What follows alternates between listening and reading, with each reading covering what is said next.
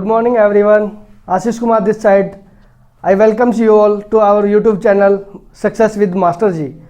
So UGC net की जून का जो एग्ज़ाम है वो अभी होने वाला है और आई होप आपके जो प्रिपरेशन है वो बहुत अच्छी चल रही होगी। आज हम लेके आए हैं UGC नेट की प्रिपरेशन की प्लानिंग और स्ट्रेटेजी के लिए एक YouTube video. So I hope आप सबको ये वीडियो बहुत ही पसंद आएगी और आप हमारे चैनल्स को ज़्यादा से ज़्यादा लाइक करें, शेयर करें और सब्सक्राइब करें। So how to crack UGC NET in the first attempt. इसके लिए सबसे पहले क्या है कि आप अपना प्रिपरेशन के लिए कुछ प्लानिंग और कुछ स्ट्रेटेजी बना के रखते हैं।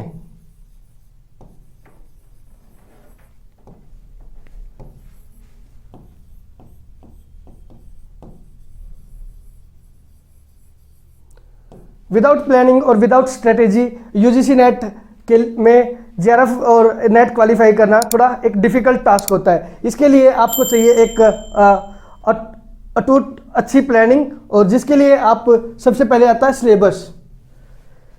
आप UGC नेट की साइट से अपना सिलेबस को डाउनलोड कर लीजिए और आप अपने सिलेबस को प्रिंट आउट करवा के आप एक हार्ड कॉपी के फॉर्म में अपने पास रखें।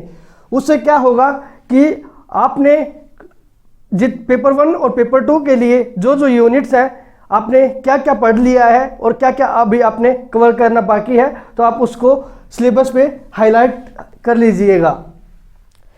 सेकंड है डिमांड ऑफ एग्ज़ाम।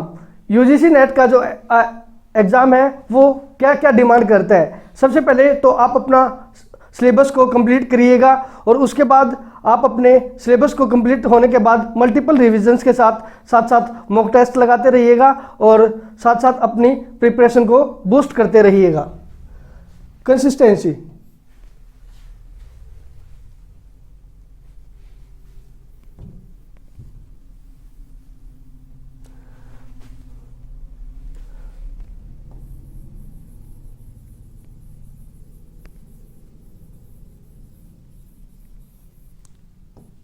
किसी भी कॉम्पिटिटिव एग्जाम्स के लिए आपको कंसिस्टेंट होना बहुत ही ज़रूरी होता है। जो आपका जो लर्निंग का जो ग्राफ होता है वो हमेशा इंक्रीजिंग लेवल में होना चाहिए।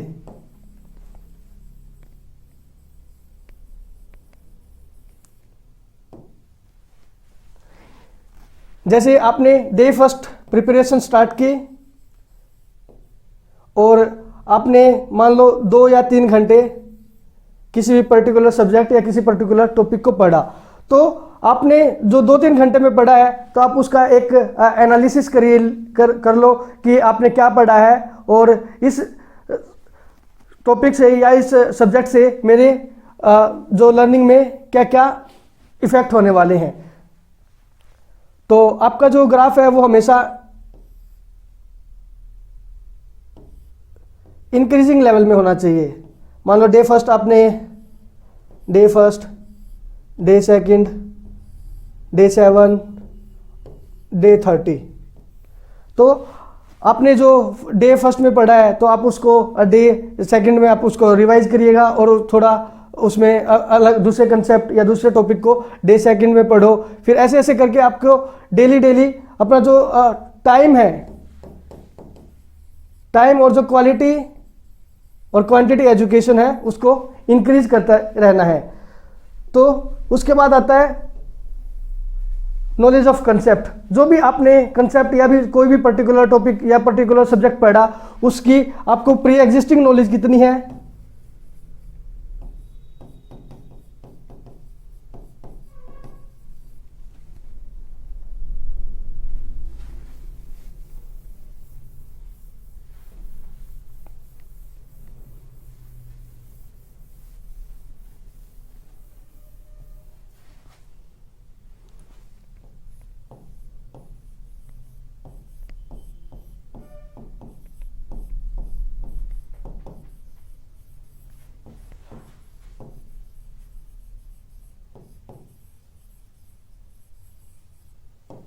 या फिर knowledge gap.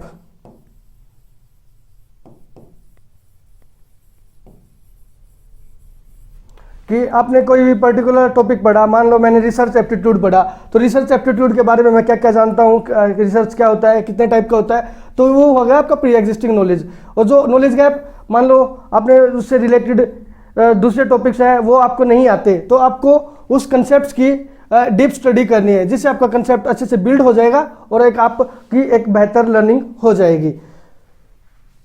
Fifth point, equal time to paper 1 and paper 2।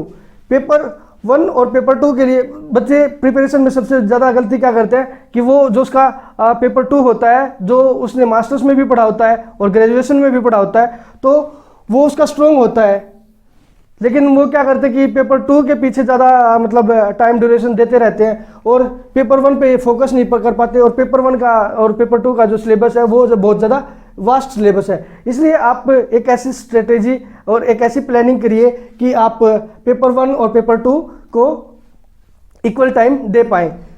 आपका जो JRF होता है या फिर नेट क्वालिफाई होता है,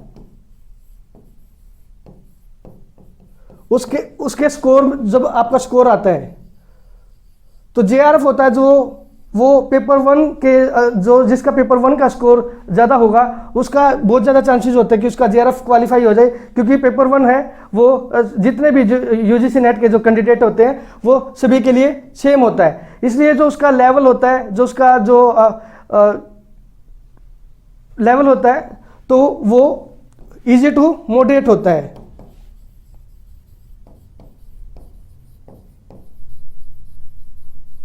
इसलिए आप पेपर 1 और पेपर 2 को इक्वल टाइम दें। आप पेपर 1 और पेपर 2 के लिए आप अपने हैंड रिटन नोट्स बनाइएगा। हैंड रिटन नोट्स से अच्छा कुछ भी नहीं हो सकता है, ना कोई बुक, ना कोई PDF।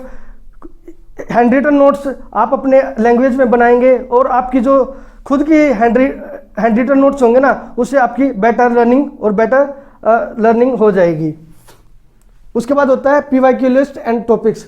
PYQ लिस्ट एक आपने जितने भी टॉपिक पढ़े उससे रिलेटेड टॉपिक पढ़ते पढ़ते आप PYQ की एक लिस्ट आउट कर लें कि इस माने पर्टिकुलर टॉपिक से मतलब ऐसे इस टाइप के क्वेश्चन पूछे जा रहे हैं और ये टॉपिक से मल्टीपल टाइम्स क्वेश्चन पूछे जा रहे हैं। तो इससे आपको क्या होगा कि टॉपिक के बारे में भी पता चल जाएगा कि कौन सा टॉपिक कितना इंपॉर्टेंट है और कौन सा टॉपिक को मतलब आपको सिलेबस तो सारा ही करना है। सिलेबस ये नहीं कि आपको कोई भी यूनिट छोड़ देनी है, हर एक यूनिट का एक अपना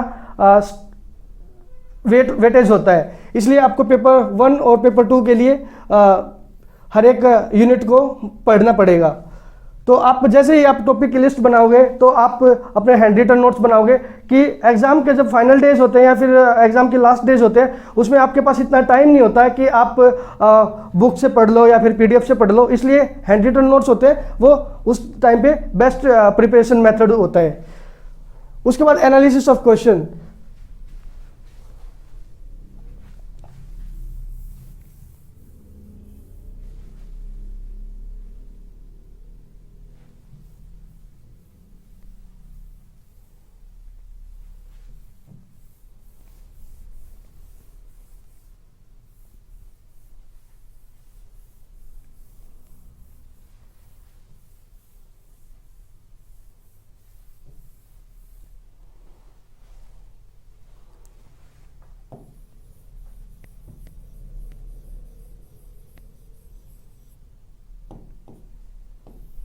अब क्वेश्चंस में क्या पूछा गया है, सबसे पहले तो आपको क्वेश्चन को अच्छे से पढ़ना पड़ेगा कि इस क्वेश्चन में क्या पूछा है, क्योंकि UGC नेट का जो एग्जामिनर होता है ना वो एक स्टूडेंट से भी शातिर होता है कि उसको पता है कि जो स्टूडेंट्स के लिए एक लैंग्वेज बैरियर होता है ना, तो वो उसको पार नहीं कर पाएंगे। इसलिए जो UGC नेट का जो एग्जाम्स है वो इस टाइप से फ्रेम किया जाता है कि स्टूडेंट्स क्वेश्चन में कुछ और पूछ रहा होता है और उसका जो आंसर होता है उसको मतलब वहाँ तक बच्चे पहुँच ही नहीं पाते हैं। इसलिए जो क्वेश्चंस को अच्छे से पढ़ें और उसके बाद क्वेश्चंस को पढ़ने के बाद जब आप ऑप्शंस पे आते हैं तो ऑप्शंस पे आप एलिमिनेशन टेक्निक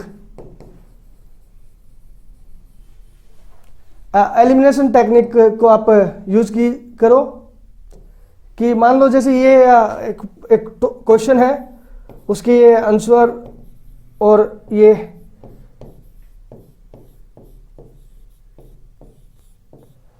5-6 स्टेटमेंट दे रखी हैं, तो उसमें आप क्वेश्चन को पढ़ने के बाद आप ऑप्शंस को रिलेट करें। मान लीजिएगा कि ई ऑप्शन और सी ऑप्शन मेरे मतलब क्वेश्चन को में के आंसर में फिट नहीं हो रहा है, तो आप ई और सी को जैसे ही आप एलिमिनेट करोगे तो बहुत सारे ऑप्शंस होते हैं जिसमें ई और सी दे रखा हुआ, तो आप उसको एलिमिनेट कर दोगे तो आप के जो आंसर के जो चांस होते हैं वो करेक्ट होने के बहुत ज़्यादा हो जाते हैं। इसलिए आप एलिमिनेशन टेक्निक एलिमिनेशन मेथड का यूज़ करें। मल्टीपल रिविजन्स, आपका जैसे ही सिलेबस कंप्लीट हो जाता है तो आप उसके बाद मल्टीपल रिवीजन करें और ज़्यादा से ज़्यादा मॉक टेस्ट या फिर PYQ, जितने ज़्यादा आप मॉक टेस्ट दोगे, जितने आप ज़्यादा प्रैक्टिस करोगे, उतना ही आपका जो स्कोर है वो ज़्यादा होने के चांस हो जाते हैं और जो आपका जो एक पॉजिटिव रिजल्ट्स आने के चांस हो जाते हैं। इसलिए आप ज़्यादा से ज़्यादा मॉक टेस्ट लगाएं और ज़्यादा से ज़्यादा प्रीवियस ईयर क्वेश्चंस लगाएं।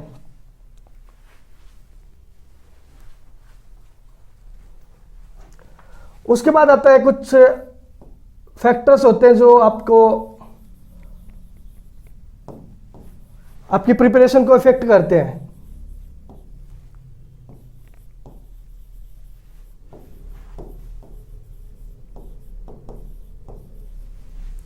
पहला हो गया knowledge gap,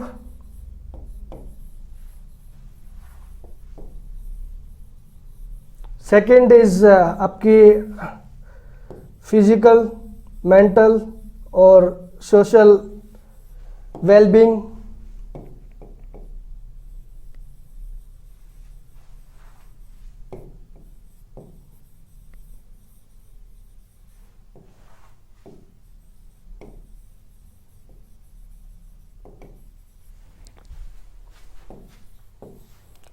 time management and planning,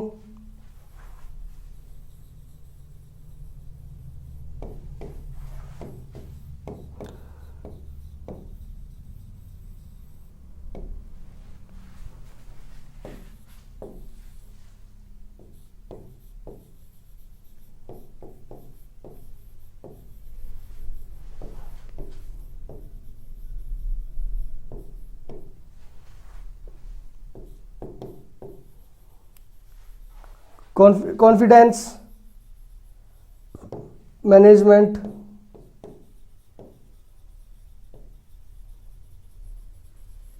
and working on your mistakes.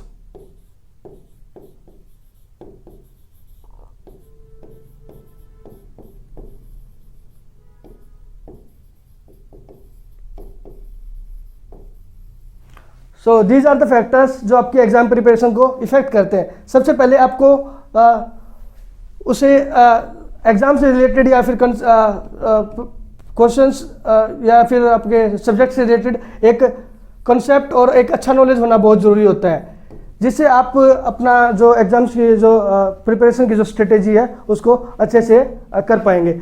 फिर दूसरा होता है आपका फिजिकल, मेंटल और सोशल वेलबींग।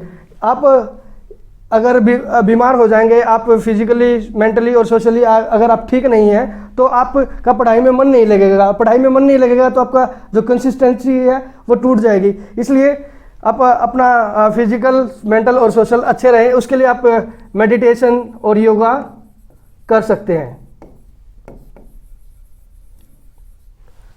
तीसरा आता है फिर टाइम मैनेजमेंट और प्लानिंग, कि आप अगर आपने प्रिपरेशन स्टार्ट कर दिया है कि आपको किस सब्जेक्ट को कितना टाइम देना है, किस यूनिट को कितना टाइम देना है और कैसे आपको पेपर सोल्व करना है, कि it's not all about the cracking the exam, it's all about आपने मतलब अपना कॉन्फिडेंस लेवल कैसा है, आपने जो आपकी प्रेजेंस ऑफ माइंड है वो कैसी है और आप अपनी मिस्टेक्स पे कैसे काम करें। अगर मान लो मेरा रिसर्च एप्टीट्यूड या फिर टीचिंग एप्टीट्यूड या फिर चाइल्ड डेवलपमेंट मेरा अच्छा टॉपिक नहीं है और होम साइंस पेपर 2 के लिए बेसिकली जो स्टूडेंट्स होते हैं वो उन्होंने ग्रेजुएशन और मास्टर्स फूड टेक्नोलॉजी या फिर न्यूट्रिशन से की होती है, तो उनके लिए सबसे ज़्यादा डिफिकल्ट क्या होता है, टेक्सटाइल और अपैरल डिजाइनिंग उनके लिए बहुत मुश्किल हो जाता है, इसलिए क्या करते हैं कि वो उस यूनिट्स को छोड़ देते हैं, जिससे उनका जो यूजीसी नेट और जेआरएफ क्वालिफाई करने के जो चांसेस है वो बहुत कम हो जाते हैं। ऐसी मिस्टेक्स ना करें। अगर आप कोई मिस्टेक कर रहे हैं तो आप अपने मिस्टेक को रेक्टिफाई करें